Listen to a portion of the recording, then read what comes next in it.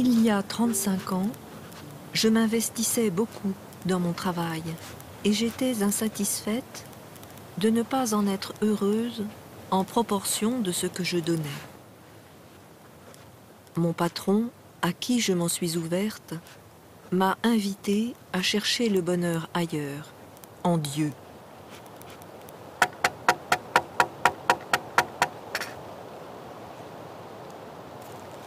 Il m'a conseillé de prendre chaque jour une demi-heure de prière silencieuse, en répétant « Seigneur Jésus-Christ, Fils du Dieu vivant, aie pitié de moi, pauvre pécheur. »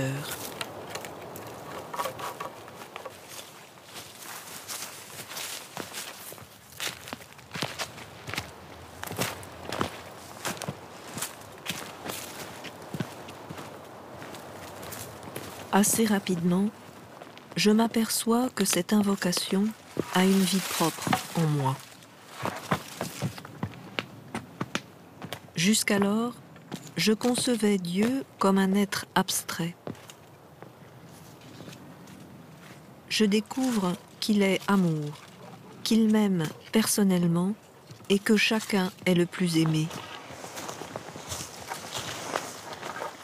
La prière se développe au point de devenir continuelle.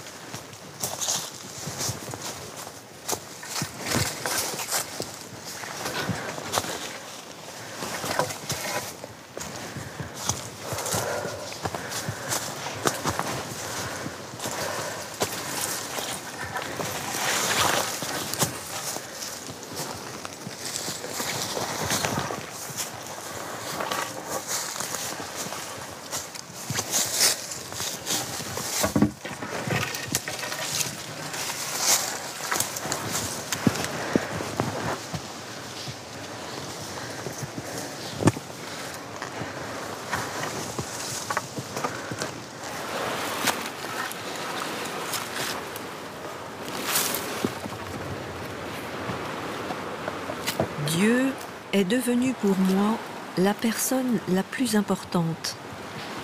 Il m'apparaît un jour évident de lui consacrer ma vie dans la prière.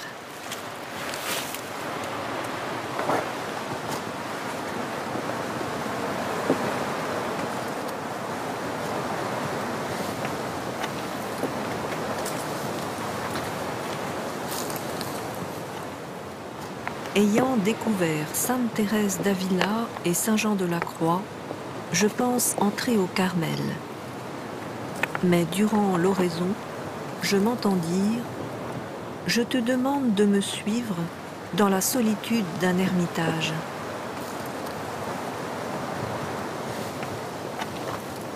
Cette phrase me plonge dans une paix et une joie qui unifient toutes mes forces dans cette direction. Après une formation dans un monastère, j'allais donc y répondre.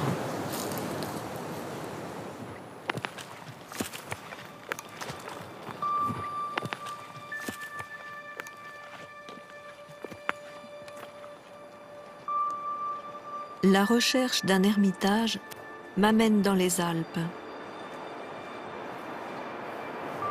C'est un simple cabanon de bois jouxté d'un abri de pierre, où l'on accède après 1h30 de marche.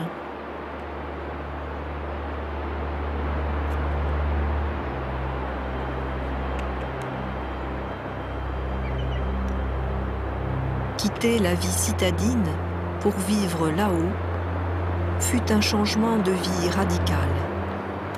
Être loin de tout, sans eau courante ni électricité, nécessite beaucoup de travail, ne serait-ce que pour manger, être propre, se chauffer, car les hivers sont rudes.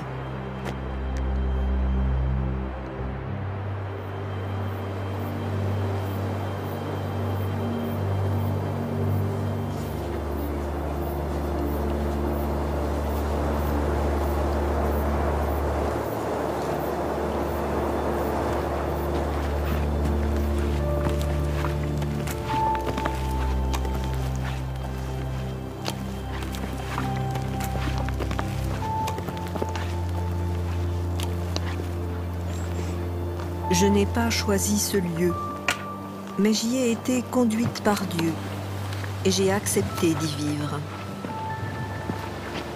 Cela fait 27 ans que je suis ermite, dont 25 ans ici.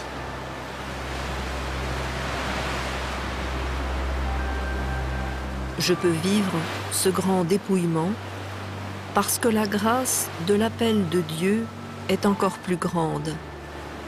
La surabondance d'amour et de force divine, la joie de l'Esprit Saint rendent les austérités et les privations vivables et même désirables en union avec le sacrifice rédempteur du Christ.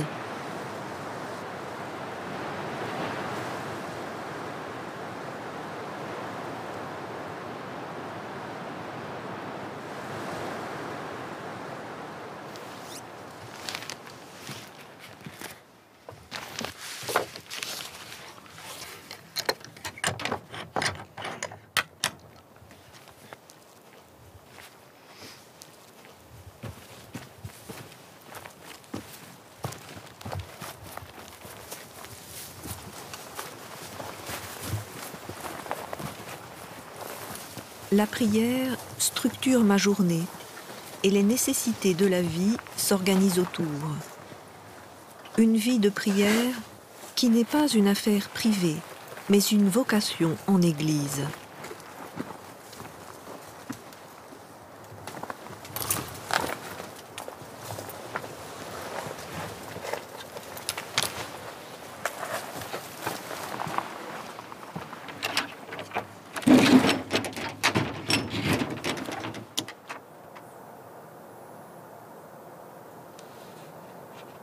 Saint Jean de la Croix dit « La moindre parcelle de pur amour est plus précieuse aux yeux de Dieu et aux yeux de l'âme. Elle est plus profitable à l'Église dans une apparente inaction que toutes les autres œuvres ensemble. » Dieu, viens à mon aide, Seigneur, à notre secours. Gloire au Père et au Fils et au Saint-Esprit, ô Dieu qui est, qui était et qui vient, pour les siècles des siècles. Amen. Alléluia.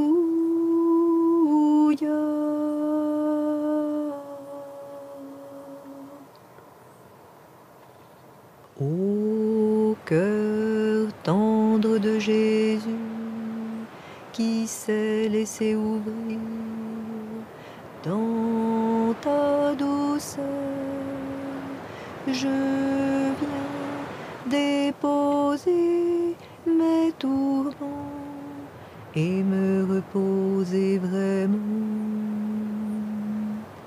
Ô cœur miséricordieux de Jésus, qui nous aime à en mourir, dans la coupe de ton sein, je viens goûter la sagesse et le délice de tous les saints.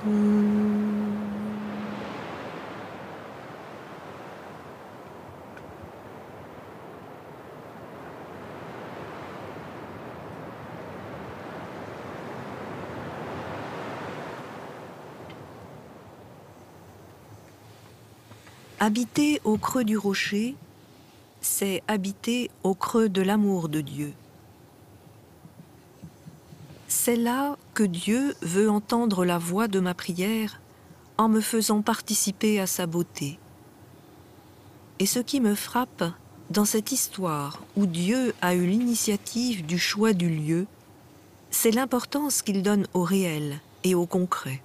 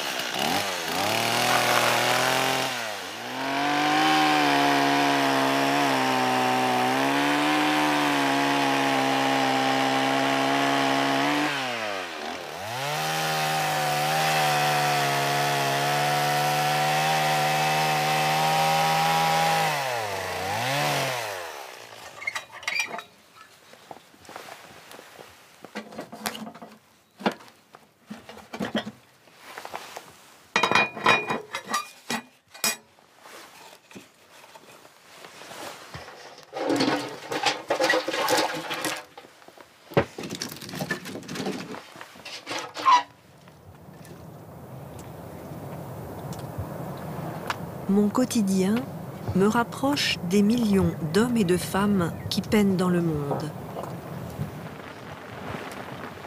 C'est une vie en communion avec les plus démunis de notre société. Elle permet une intercession permanente dans le fil du quotidien.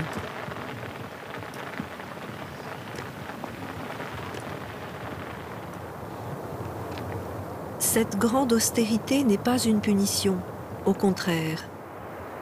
Ayant trouvé en Dieu un intense bonheur, c'est ma réponse de gratitude par le don complet de moi-même.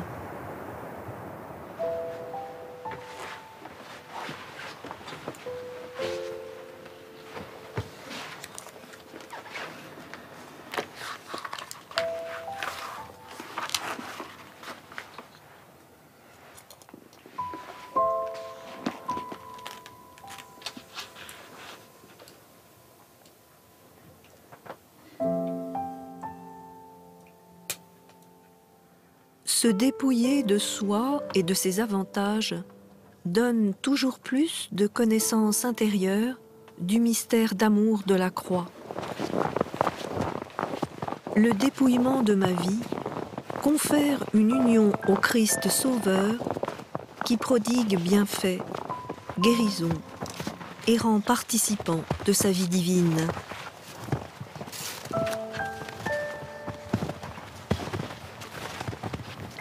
L'ascèse devient alors offrande, prière en acte pour les souffrants de ce monde et pour ceux qui demandent ma prière.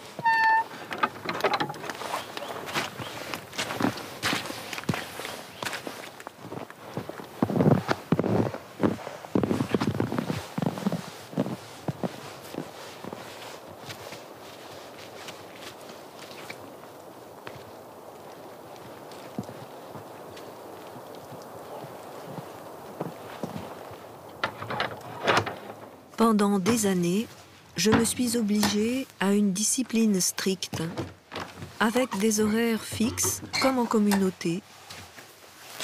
Maintenant, c'est devenu aussi spontané qu'une respiration.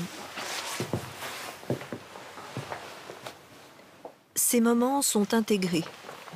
Ils répondent à mes besoins spirituels profonds. Ils se font librement et naturellement.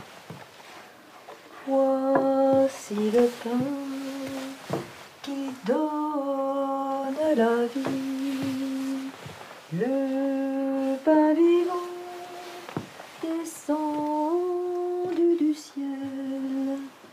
Il a pris chair de la Vierge Marie, il a grandi près de Joseph.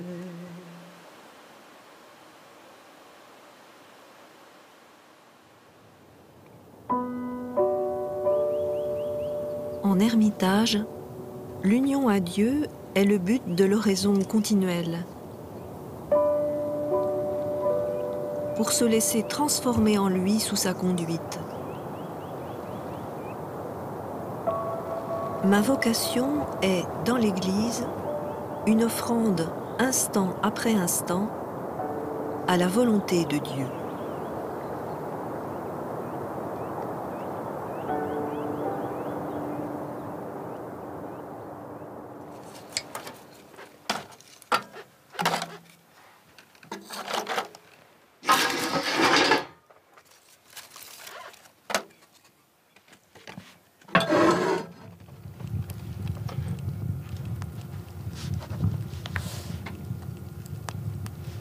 L'équilibre de la vie se fait en fonction des saisons.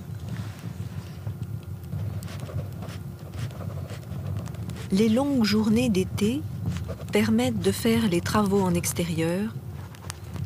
L'hiver est plus resserré autour de la prière.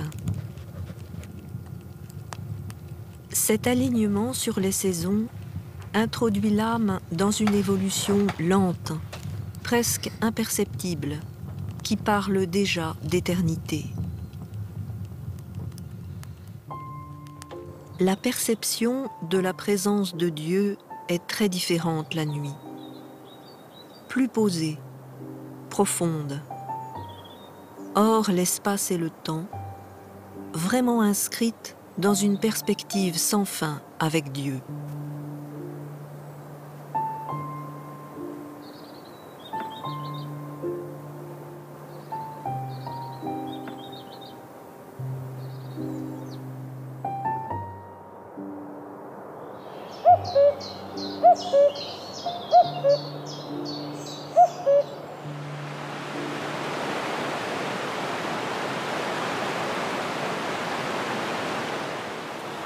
Je ne suis pas seule.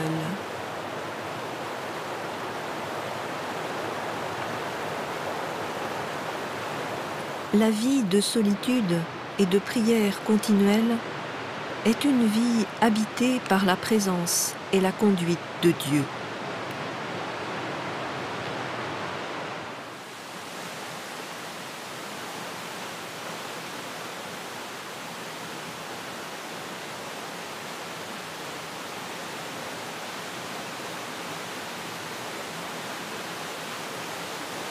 La solitude de l'ermite n'est pas un but en soi, mais un moyen pour être avec Dieu, en suivant le Christ. Cela suppose qu'il soit perçu comme toujours vivant, toujours avec nous, agissant, avec lequel il est possible d'être toujours en relation. Oui, le Christ continue à parler au présent dans la chair de notre vie quotidienne.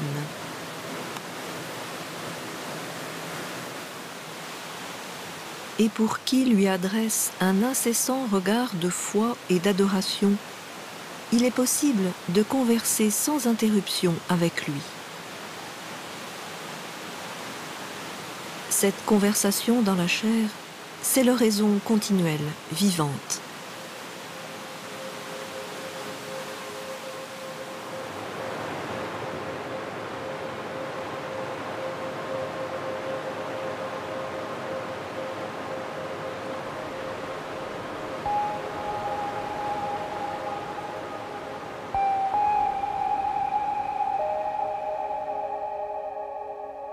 Il s'agit de laisser à Dieu le silence et l'espace pour qu'il enseigne secrètement, enrichisse l'âme et la transforme en lui.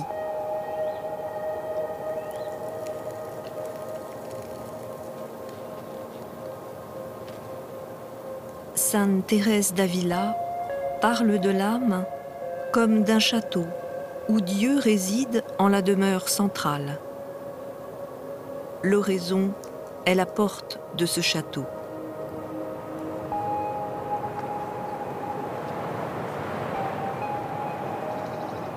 Les premières demeures sont celles où l'action de la personne prédomine pour se conformer à Dieu par l'oraison et par la mise en pratique des demandes du Christ. Les dernières demeures correspondent à l'action de Dieu qui devient son seul maître et la fait entrer dans la contemplation et l'union.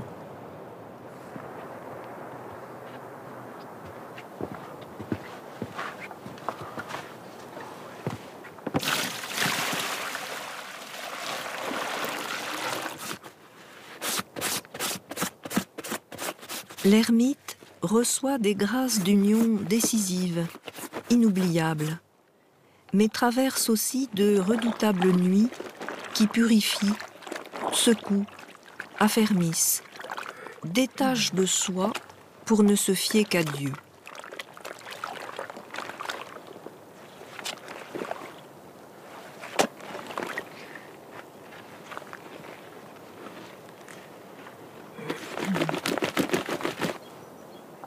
Ces nuits opèrent ce que nulle ascèse ou épreuve ne peuvent produire.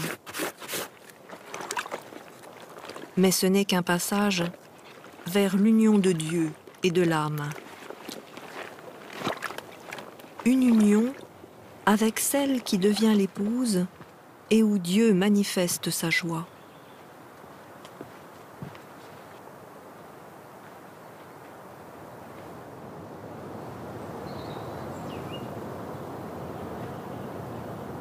Il fait des dons et parfois des charismes pour embellir celle qui vit de plus en plus le mystère de l'Église.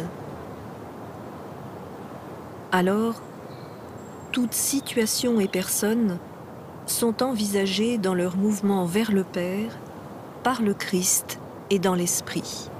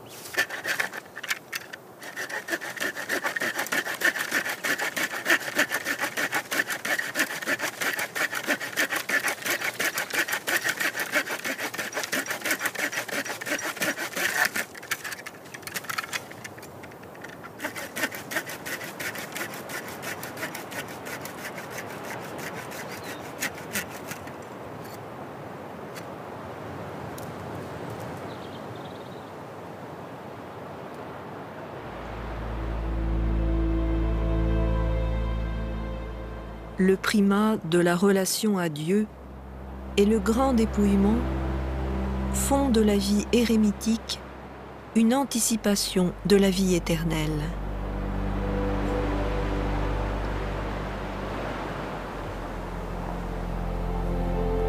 L'ermite annonce par sa vie que Dieu peut être tout pour l'homme.